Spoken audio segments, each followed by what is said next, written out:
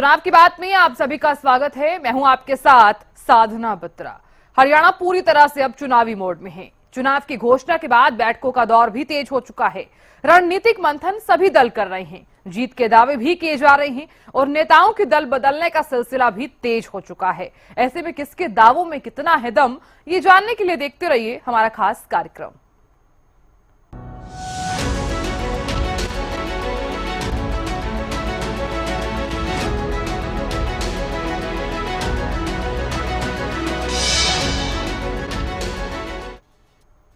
और चुनाव की बात में सबसे पहले बात करेंगे बीजेपी यानी कि भारतीय जनता पार्टी की। बीजेपी ने 25 अगस्त को केंद्रीय चुनाव समिति की बैठक बुलाई है। बीजेपी मुख्यालय में सीसी की बैठक होगी और बैठक के बाद उम्मीदवारों की लिस्ट जो है बीजेपी जारी कर सकती है। तो बड़ी जानकारी हम दे रहे हैं। बैठक के बाद उम्मीदवारों की लिस्ट जारी कर सकती है भारतीय जनता पार्टी। और देखिए, विधानसभा चुनाव बिल्कुल नजदीक है और ऐसे में भारतीय जनता पार्टी लगातार एक्टिव मोड में नजर आ रही है। बीजेपी मुख्यालय में अब सीसी की बैठक होगी और इस बैठक के बाद उम्मीदवारों की लिस्ट जारी कर सकती है बीजेपी।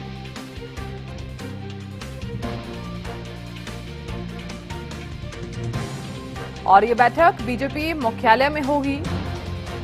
बताएं कि इस बैठक के बाद उम्मीदवारों की लिस्ट जो है वो बीजेपी जारी कर सकती है।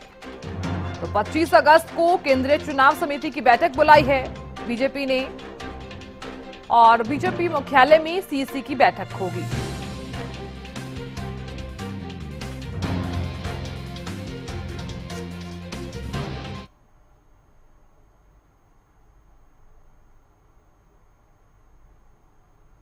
पंचकुला में हरियाणा बीजेपी मैनिफेस्टो कमेटी की बैठक हुई। हरियाणा के मुख्यमंत्री नायब सिंह सैनी, मैनिफेस्टो कमेटी के अध्यक्ष ओपी धनखड़ ने बैठक में शिरकत की और बैठक में सीएम नायब सिंह सैनी ने हरियाणा संकल्प वैन को हरी झंडी दिखाई और कहा कि हरियाणा संकल्प वैन जनता के बीच जाएगी, लोगों के सुझाव लेगी।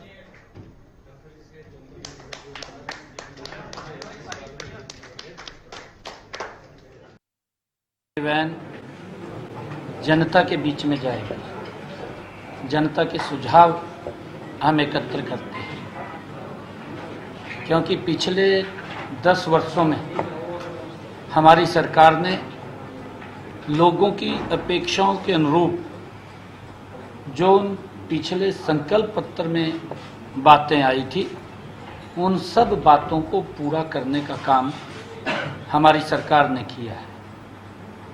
और अब 2024 के विधानसभा के आम चुनाव का आगाज हुआ है और इस आगाज के अंदर भारतीय जनता पार्टी अपना संकल्प पत्र जारी करती है और ये वैन 26 तारीख तक लोगों के बीच में सुझाव लेने के लिए अलग अलग स्थानों के ऊपर जाएगी।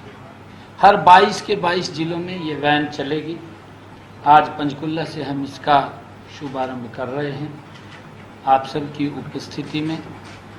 और हमारी जो कमेटी बनी है, 15 लोगों की हमारी संकल्प पत्र की कमेटी है।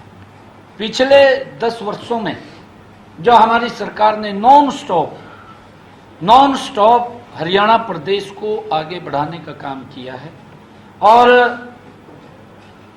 अगर हम पूर्ववर्ती सरकारों के राज में देखें, उनके राज के अंदर केवल भ्रष्टाचार नजर आता है, दबंगों का राज होता हुआ दिखाई देता है और एक ही क्षेत्र का क्षेत्रवाद दिखाई देता है कि एक ही क्षेत्र का विकास हो रहा है और पूरा का पूरा प्रदेश उससे मनहूस दिखाई देता है कि वहां पर विकास दिखाई नहीं देता। लोग बोलते रहते हैं क्योंकि उनका घोषणा पत्र है, वो घोषणा पत्र में घोषणा करते हैं, घोषणा करके वो घोषणा ही रह जाता है। आपने देखा भी है। परंतु हम संकल्प पत्र के माध्यम से सबका साथ, सबका विकास और सबका प्रयास, सबका विश्वास लेकर के हमारी सरकार इस संकल्प पत्र को मजबूती से आगे बढ़ाने का काम वो करेगी। चुनाव की बात हो रही है बीजेपी की मैनिफेस्टो कमेटी की बैठक की। मुख्यमंत्री नायब सिंह सैनी और संयोजक ओपी धनखड़ ने इस दौरान प्रेस कॉन्फ्रेंस भी की। प्रेस कॉन्फ्रेंस के बाद ओपी धनखड़ ने बताया है कि मैनिफेस्टो में सभी वर्गों का ध्यान रखा जाएगा। इस मैनिफेस्टो में अर्बन एरिया, ग्रामीण एरिया समेत किसानों, व्यापारियों सभी वर्गों का ध्यान रखा जाएगा। फर्स्ट वीक तक घोषणा पत्र जारी करेंगे। समाज के हर वर्ग का, इसमें गरीबों का भी ख्याल रखा जाएगा, एससी का भी, बीसी का भी, सवर्ण जातियों का भी ख्याल रखा जाएगा। इसमें अर्बन एरिया का भी, ग्रामीण एरिया का भी ख्याल रखा जाएगा। किसानों का, मजदूरों का, समाज के हर वर्ग का, व्यापारियों का, उद्योगपतियों का, सर्विस सेक्टर का, हर वर्ग के लिए कमेटी बनी है, जिसकी पूरी जानकारी मैंने आपको प्रेस कॉन्फ्रेंस में दी है और वो इंटेक्ट करके हर सेक्टर के सजेशन। चुनाव की बात में अब बात करेंगे हरियाणा की एक सीट पर होने जा रही राज्यसभा उपचुनाव की, जिसके लिए बीजेपी से किरण चौधरी ने नामांकन भर दिया है। इस दौरान किरण चौधरी के साथ सीएम नायब सिंह सैनी भी मौजूद रहे।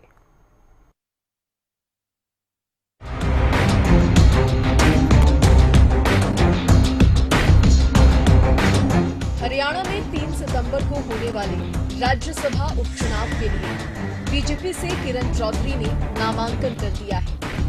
इस दौरान उनके साथ सीएम नायब सिंह सैनी, बीजेपी प्रदेश अध्यक्ष मोहन लाल बडौली सहित पार्टी के अन्य वरिष्ठ नेता भी मौजूद रहे। नामांकन के बाद सीएम नायब सिंह सैनी ने कहा कि किरण चौधरी के विजन का हरियाणा को फायदा मिलेगा। इस मौके पर किरण चौधरी ने बंसीलाल परिवार के बीजेपी से मजबूत रिश्तों की याद दिलाई और कहा कि वह हरियाणा के मुद्दों को राज्यसभा में मजबूती से उठाएंगे। आदरणीय किरण चौधरी जी को आज राज्यसभा के लिए जो नामांकन दाखिल किया है, इसके लिए बहुत बहुत बधाई देता हूं, शुभकामनाएं देता हूं। और आज नॉमिनेशन फाइल किया है। हमारे सभी विधायक यहाँ पर मौजूद हैं और उसके साथ साथ अन्य विधायकों ने भी आज किरण चौधरी जी को समर्थन दिया है। देखिए, क्योंकि अलग अलग दल की रणनीति होती है, उनकी अपनी रणनीति है। हमने नॉमिनेशन फाइल किया है और पूरे विधायकों से जितने आवश्यकता थी उससे ज़्यादा विधायकों ने किरण चौधरी जी को समर्थन दिया है और समर्थन पत्र साथ संलग्न है। और मैं बधाई भी देता हूं किरण चौधरी जी को आज नॉमिनेशन पर।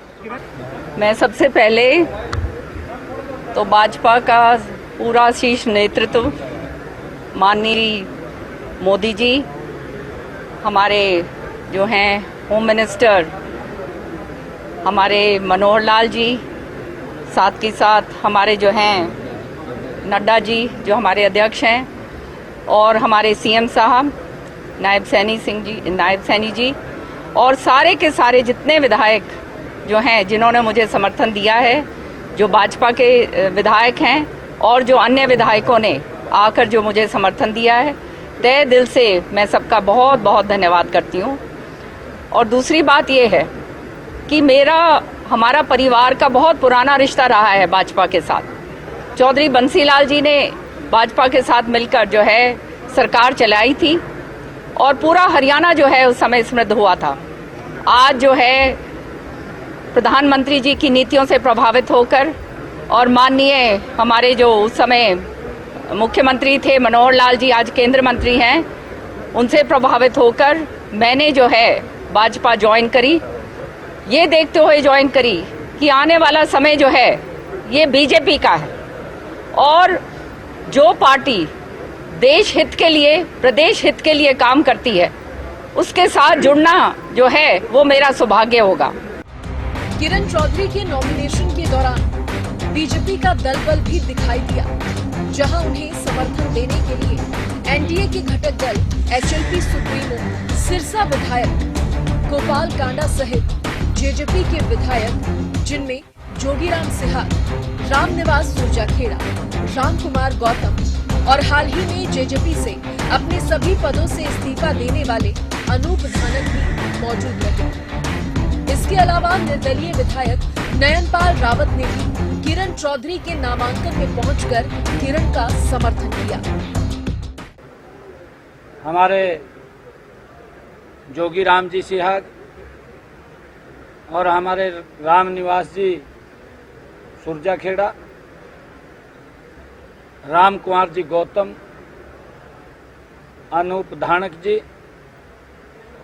और हमारे नैनपाल रावत जी, हमारे इन सब विधायकों ने भी और गोपाल कांडा जी, इन सब ने किरण चौधरी जी को अपना समर्थन पत्र दिया है। नॉमिनेशन फाइल हुआ है। मैं किरण चौधरी जी को इस अवसर के ऊपर बहुत बहुत बधाई देता हूं, शुभकामनाएं देता हूं। बीजेपी के अपने विधायकों के संख्या बल और अन्य विधायकों के समर्थन से किरण चौधरी का राज्यसभा उपचुनाव में जीतना तय माना जा रहा है। वहीं किरण चौधरी के नामांकन पर एचएलपी सुप्रीमो गोपाल कांडा ने कहा कि किरण चौधरी राज्यसभा में हरियाणा के हितों की आवाज बुलंद करेगी। इसी के साथ ही एचएलपी सुप्रीमो गोपाल कांडा ने हरियाणा में बीजेपी की सरकार बनाने का दावा भी किया है और कहा कि लोगों ने हरियाणा में बीजेपी का हैट्रिक का मन बना लिया है। और आज जिस तरीके से जो है किरण चौधरी का नॉमिनेशन हुआ है, कांग्रेस को पार्टी की कांग्रेस ने जो भी सपोर्ट किया है, किसी को भी खड़ा नहीं किया इनके खिलाफ। उनके नंबर पूरे नहीं है ना, क्या करेंगे खड़ा करके। और हरियाणा विधानसभा चुनावों को लेकर आप क्या कहेंगे? देखो, मेरी party Haryana Lokhit party NDA का एक हिस्सा है हरियाणा में, और लोगों का मन है कि जो काम हुए हैं वो बहुत फेयर हुए हैं हरियाणा में पिछले 10 सालों में। तो मन बनाया हुआ है कि हैट्रिक लगेगी, इसमें कोई दो राय नहीं है। तो उन्हीं के साथ जाएंगे? बिल्कुल। बड़े चर्चे चल रहे हैं, आप भी रानिया से लड़ना चाहते हैं और जो है रंजीत चौटाला वो भी वहीं से लड़ना चाह रहे हैं। मैंने तो कभी नहीं कहा कि मैं रानिया से लड़ना चाह रहा हूँ।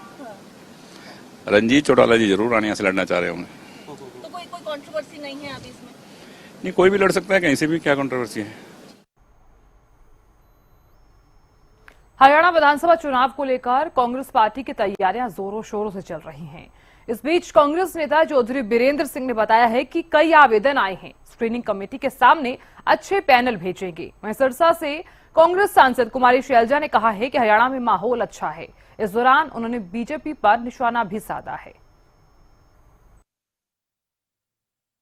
2500 से ऊपर प्रत्याशी हैं, तो उनमें से किस किस्म से हम स्क्रीनिंग कमेटी के पास अपने अच्छे प्रत्याशियों के पैनल बना के भेजें। अब उस पे निर्णय तो ज्यादा इसी बात पे निर्भर करेगा। मुझे लगता है कि अभी इतनी बड़ी संख्या होने पे हमें कुछ ना कुछ ऐसा तरीका ढूंढना पड़ेगा जिससे कि स्क्रीनिंग कमेटी को भी मौका मिले। सेंट्रल इलेक्शन कमेटी पे जाएं तो ऐसे निर्णय हो जिससे लगे कि एक मजबूत जो टीम है हमने वो मैदान में उतारी। विपक्ष इकट्ठा अगर होता मिलके तो भाजपा से भी कुछ विधायक विपक्ष के साथ आगे वोट दे सकते थे। बहुत परेशान में हैं वो 20 आदमी तो चुनाव से बाहर होने को हैं। वो कह रहे हैं कि 20 तो एमएलए को हम टिकट नहीं देंगे, उन्हें मिल सकती थी हमारे को वोट। हरियाणा में बहुत अच्छा माहौल है। ज़मीन पर जाकर लोगों से बातचीत करके लोगों की बात समझते हैं और लोगों की आवाज़ उठाते हैं। भाजपा का जो 10 साल का इनका कार्यकाल रहा, हर तरह से हर वर्ग आज इनसे नाराज़ है, खफा है। और हम किसी भी वर्ग की बात करें, महिलाओं की, युवाओं की, गरीब की, दलित की, हर एक वर्ग, किसान, मजदूर, कर्मचारी, सभी युवा वर्ग, बेरोजगार, सब नाराज़ हैं।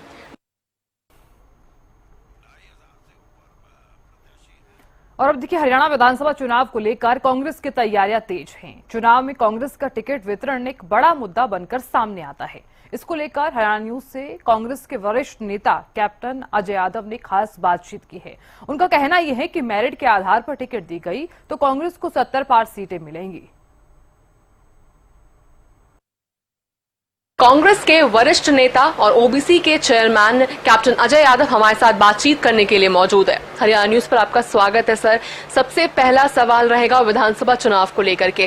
तारीखों का अनाउंसमेंट हो चुका है, समय से पहले चुनाव किया जाना है, किस तरीके से आप देखते हैं? इससे जो है जो हमारे मुख्यमंत्री हरियाणा के वो भी अचंभित हो गए और जो वो घोषणा मुख्यमंत्री जो बनकर जो घोषणाएं कर रहे थे उस पे जो है अब एक तरीके से प्रतिबंध लग गया और मैं समझता हूं कि जो बरगलाने की बात थी वो अब उस पे फुल स्टॉप लग गया। तो क्या इससे कांग्रेस को फायदा होगा या नुकसान होगा? नहीं, कांग्रेस को तो फायदा ही फायदा है।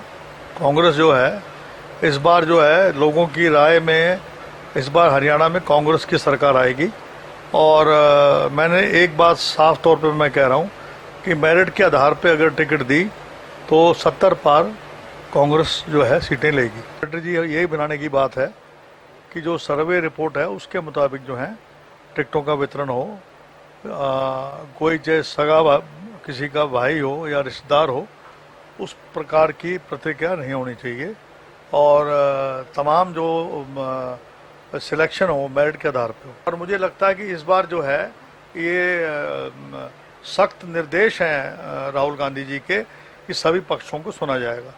बहुत बहुत धन्यवाद। तो हम सुन रहे थे कैप्टन अजय यादव को, जिन्होंने तमाम मुद्दों को लेकर के एक्सक्लूसिवली हरियाणा न्यूज से बात की है और ये दावा किया है कि अगर सही तरीके से टिकट वितरण होगा तो इस बार कांग्रेस 70 से पार जाएगी। दिल्ली से कैमरा पर्सन निहाल के साथ अपराजिता श्री, हरियाणा न्यूज।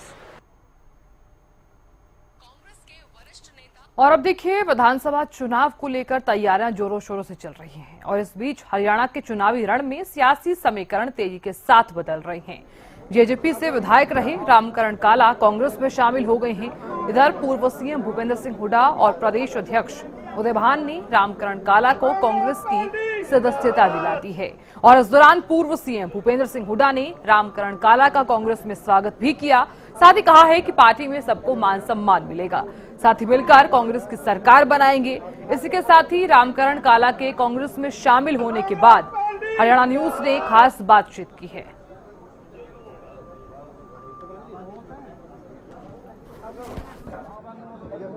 शाहबाद से रामकरण काला जी विधायक जेजेपी से, इनके साथ ही अनेक साथियों ने वह कुछ आम आदमी पार्टी, शाहबाद से रामकरण काला जी विधायक जेजेपी से, इनके साथ ही अनेक साथियों ने वह कुछ आम आदमी पार्टी से भी जिन साथियों ने आज पार्टी ज्वाइन करी है, मैं उनका सभी का स्वागत करता हूं और उनको विश्वास दिलाता हूं कि पार्टी में उनको उचित मान सम्मान और स्थान मिलेगा।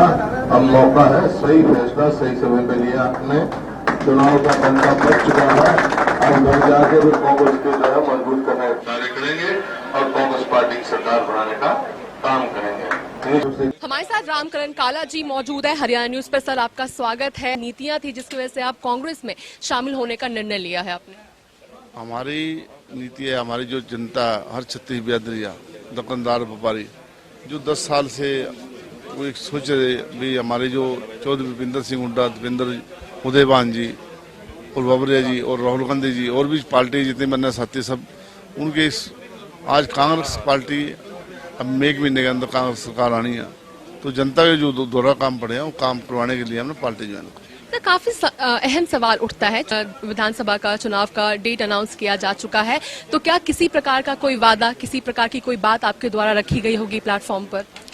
हमारे जो चौधरी भूपेंद्र सिंह जो ड्यूटी लगाएंगे, दीपेंद्र जी ड्यूटी लगाएंगे, राहुल गांधी ड्यूटी लगाएंगे, जो भी ड्यूटी लगाएगा पार्टी का मुझसे पूरी करें। सर आप पहले कहते हुए नजर आते थे कि अगर टिकट नहीं भी मिली तो भी क्या आप इंडिपेंडेंट चुनाव लड़ते हुए नजर आएंगे? हमारा जो चौधरी भूपेंद्र सिंह ने जो ड्यूटी लगाई है मैं उससे पूरी करेंगे। आगे फालतू सर एक आखिरी सवाल रहेगा, चूंकि जेजेपी को लेकर अगर किया जाए तो जिस तरीके से लगातार ये दावा किया जा रहा है कि जिस तरीके से पिछले विधानसभा चुनाव में भी जो चाबी का काम वो जेजेपी ने किया था, इस बार भी किस तरीके से आप विधानसभा चुनाव में उनका देखते हैं? आप देखो, जो पब्लिक जिसको चाहती है वही बनता है। जो पब्लिक की जो नाराजगी है कुछ भी है वो दूर करना हमारा काम ये है। जो पार्टी है उनका काम है, हमारा तो पार्टी का साथ दिया, पार्टी के साथ रहे जब तक आगे कांग्रेस में कांग्रेस साथ दे, कोई ऐसी बात। बहुत बहुत धन्यवाद। तो हम सुन रहे थे रामकरण काला जी को सुन रहे थे, जिन्होंने दावा किया है कि जो भी भूमिका उन्हें दी जाएगी कांग्रेस में उसे वो निभाते हुए नजर आएंगे।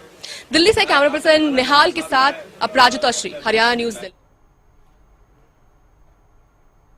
तो चुनाव की बात में अब बात कर लेते हैं विधानसभा चुनाव की। दरअसल चुनाव को लेकर दल बदल का सिलसिला जारी है और हाल ही में बीरेंद्र सिंह के बीजेपी को लेकर दिए गए बयान पर हरियाणा के पूर्व गृह मंत्री यानी कि अनिल विज ने तंज कस दिया है। अनिल विज ने कह दिया है कि पीएम मोदी ने बीरेंद्र सिंह को मंत्री बनाया, पीएम मोदी बीजेपी को 4 से 47 पर लाए।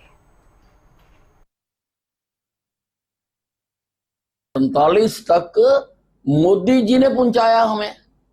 मोदी जी ने हिंदुस्तान में सरकार बनाई और तेरे को मोदी जी ने मंत्री बनाया। क्या थी तेरी हैसियत? कांग्रेस ने तेरे को लात मार के बाहर निकाल दिया था। अगर तेरे में हैसियत होती तेरे को तू क्यों छोड़ता कांग्रेस? तेरे को केंद्र में मंत्री बनाया, तेरी वाइफ को एमएलए बनाया। अरे शर्म आनी चाहिए, शर्म आनी चाहिए ऐसी बात कहने से पहले। हमारे खास कार्यक्रम चुनाव की बात में फिलहाल इतना ही। नमस्कार।